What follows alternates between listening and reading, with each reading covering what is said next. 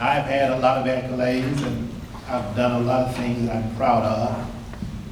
I can remember when I started out in high school and was able to make the varsity team at Webster High School. And I was tickled to death, thought that I had arrived. Later, my senior year, I became captain of the ball club, and I said, hey, this is top of the line. Very fortunate enough to get a scholarship to Southern University. Only way I could go. And was rewarded with my first year there. I was one of 5 freshmen. It was my first year playing. I didn't play my first year. So when I went out football, I was very fortunate enough to be on this national championship team. So I thought, oh my God, this is it. I can't get any higher than this. But eventually I was very fortunate enough to start at Southern and had a very good college career. Played baseball and football. And so I was graduated. And then I guess the top thing in my life was when I was very fortunate enough to marry my wife for 56 years. Although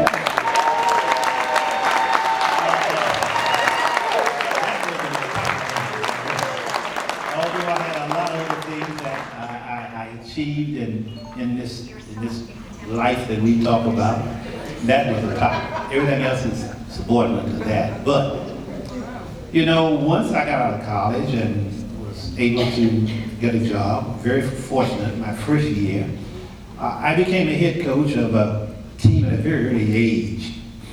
And I had people on my staff that was 40 and 50 years old. And so, hey, I'm young and making mistake after mistake. But I learned so much. You know, we prosper by the things we've done and they fail. Because we know those things are not the way to go. So I was, got to be head coach at Notre Dame High School, had a very successful tenure there. Moved over to Mitchell High School, with a public school, and I said, if I ever could make $1,000 a month, I have arrived. And that was my goal, to go somewhere that I could make $1,000 a month. And you know, and things happen, and when things was I've had a very good and successful career in the coaching. But to say this, you know, once I went to Southern at an early age as an assistant coach, and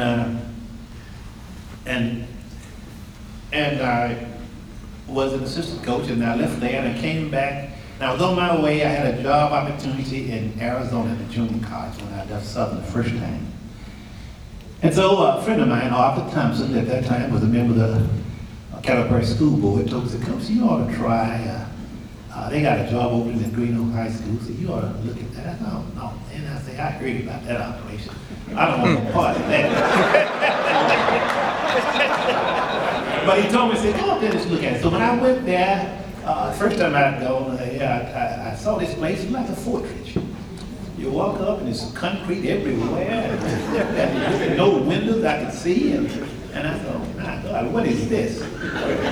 So when I got inside the building, I was able to go in and talk to the principal. At that time, he said, "My name is Tom James, and I'm from,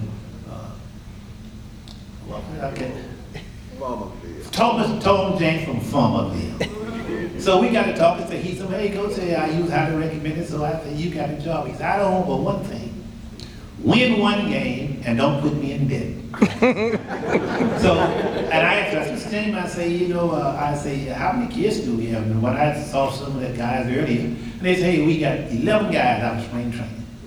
My Lord, 11 guys. So I asked Mr. James, I said, could I possibly see all of the freshmen, sophomores, and juniors that will be training for the following year? So he allowed me to have an assembly. And all those guys filtered in, and I know most of them didn't want to hit me when I said about football. They were trying to get out of class. And so we had them all in the auditorium, and I would go down the row and say, "Hey, what about this guy? What about this guy? What about this guy?"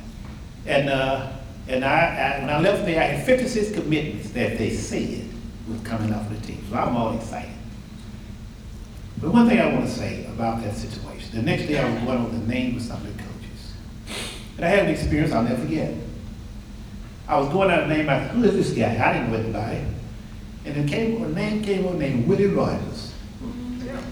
And one of the coaches told me, says, Coach, you don't want to bother him. Say, he's a bad actor. Say, his brother's a bad actor. So you don't want no parts of him. So I said, no. I said, just let us look at him. I said to say this, you do not know what a kid is going to do. Willie Rogers is trying to be one of the finest football players that we had. Well, the true athlete, now he was an athlete personified. They said he was a great baseball player, but I know he could throw the football. He could throw the javelin. He could do everything. He kicked the football off. He did a lot of things for us. And I said to say this, you can't judge a kid by what other people think of him. Right. You got to let that play out in itself and determine from that where you go with this.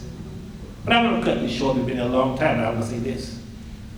These accolades that I received a lot. I thought when I made the Hall of Fame, that was a great accolade for me for Southern University.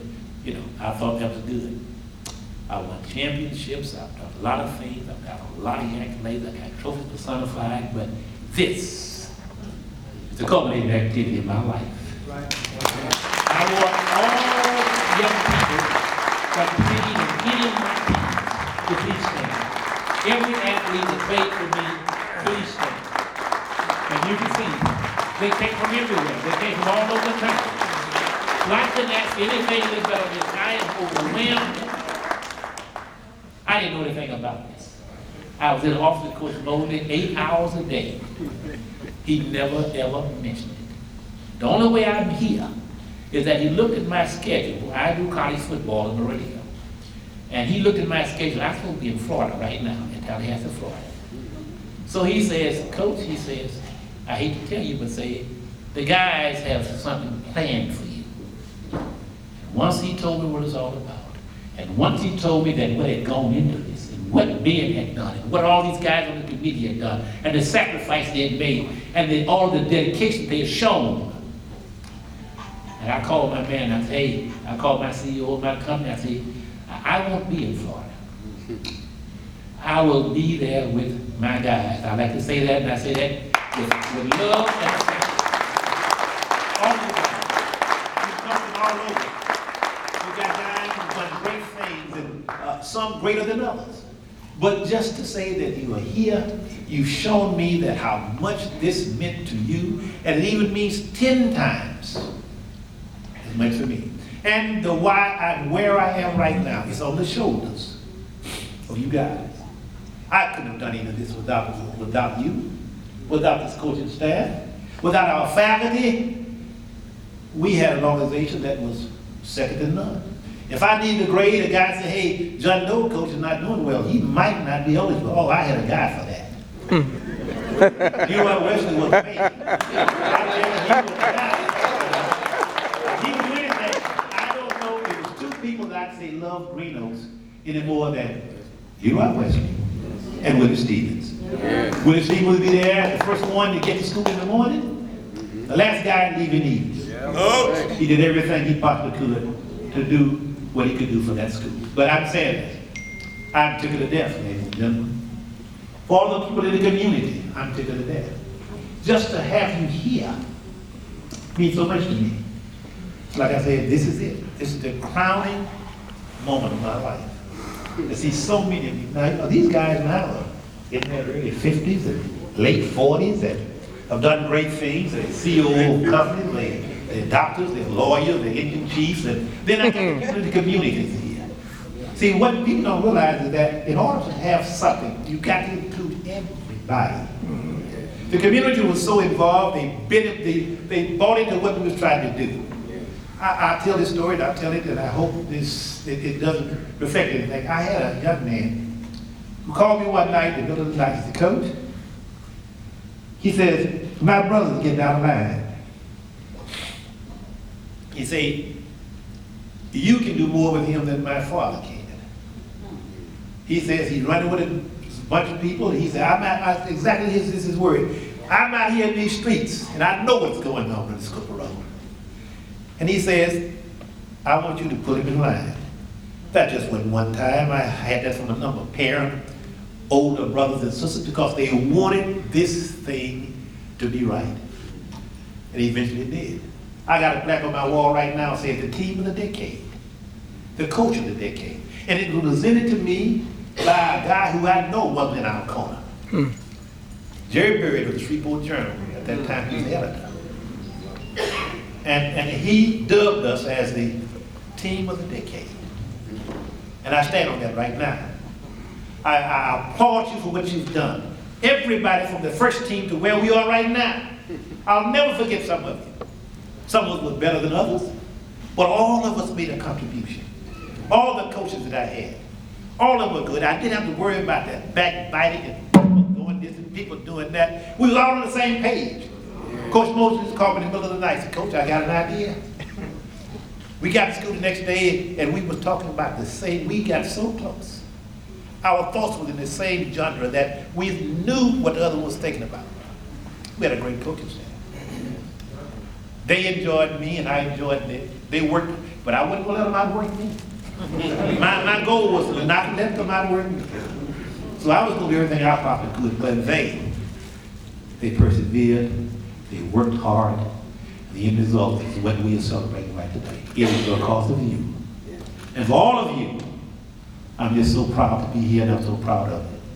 Again, we need to do this because just like that list that was read by the two young men here, we don't know how many will be here next time we try something like this. One thing I got to say is, and I'll be, Coach Mosley has an ability to communicate. I hear him on the telephone in my office, and I was across the hall. I could hear him. He'd be talking to all you guys on the phone. He kept together. Now, I got to admit, I envy that. I hate I didn't have that kind of thing that would allow me to just get on the phone and have him in my Rolodex. That I called John Doe in Florida, and I talked to this guy in Chicago, and I talked to this guy in Austin, and I talked to this guy in Tennessee. He had that he could get on his Rolodex and hit his button, and he could talk to those guys. I never told him I didn't like that. I didn't like that because he had that little special something. I must admit that. But again, ladies and gentlemen, and all of the people in the community, I see some of my church members here. I see those people that I see so many young ladies are here, and you'll be surprised. I'd meet them in the restaurants and they talk about that good old time. When I was proud to wear my green oats down in the mall and wore my jackets and wore my caps and my paraphernalia, and folks would look at it and say, hey, that's the green oats jacket. We had our time. Right. And believe me, everybody, all of my adversaries knew just how good we were. Right. We had a great group of young people, and here it shows that just these guys come from everywhere. And I'm so proud of us. Again, thank all of you for coming, the community, the teachers, the coaching staff, and most of all of you guys whose shoulders I'm now standing on top of. Thank you again for coming, and I hope we do this again soon. Love you, Coach.